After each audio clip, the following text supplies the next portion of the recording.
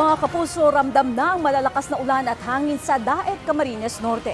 Halos mag-zero visibility sa poblasyon ng bayan dahil sa lakas ng ulan, pati na sa coastal area ng barangay Bagasbas. Naglalakihang alon ang nararanasan na doon. Nagpapatupad na ng forced evacuation sa critical areas sa lalawigan.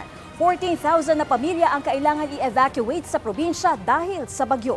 Ayon sa Pag-asa, ngayong gabi o bukas na madaling araw, posibleng maglandfall ang bagyong Ulysses sa Polillo Island at sa mainland Quezon. Saka nito tatawirin ang Central Luzon.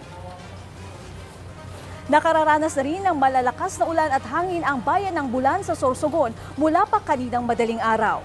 Pabugso-bugso ang hangin at ulan doon at malakas na rin ang hampas ng alon sa Dalampasigan. Nasa storm signal number 2 ang probinsya. Hinahampas na rin ng malalakas na hangin ng Irigas City sa Camarines Sur. Nasa signal number 3 naman po ang lalawigan. Ako po si Katrina Son, buong puso para sa Pilipino.